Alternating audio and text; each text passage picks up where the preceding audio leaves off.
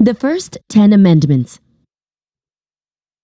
In 1787, America was a new nation that had recently won its independence from Great Britain.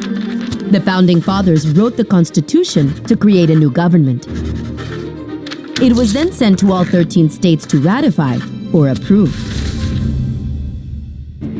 The new Constitution created a strong central government.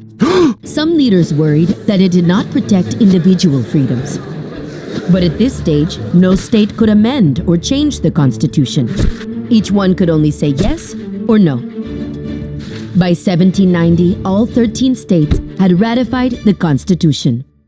During this time, James Madison was working on a Bill of Rights designed to protect the freedoms of individual citizens.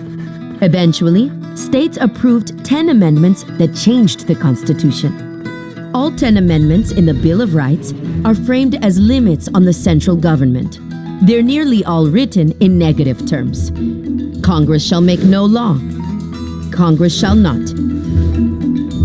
Instead of making promises, they set boundaries. Right at the start, the First Amendment includes 5 freedoms: freedom of religion, speech, press, assembly, and petition. Next comes the Second Amendment, with its well-regulated militia or the right to keep and bear arms. The Third Amendment is entirely devoted to protecting you from having government troops take up residence in your home. Can you imagine having soldiers coming in to raid your refrigerator at 3 in the morning? The Fourth Amendment secures our freedom from unreasonable search and seizure. The Fifth protects you from being tried twice for the same charge, or from being forced to testify against yourself. That's the familiar right to remain silent, the one we invoke when we plead the Fifth. The Sixth Amendment ensures a fair trial in criminal cases, speedy and public and with a lawyer. The Seventh guarantees a jury trial in many civil cases. The Eighth Amendment protects against cruel and unusual punishment.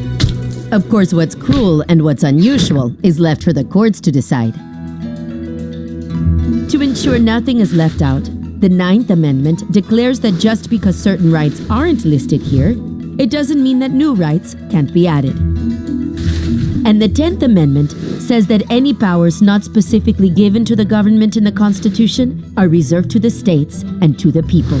To the founding generation of Americans, the greatest threat to individual liberty was the governments they were creating. So even as they created it, they limited its powers.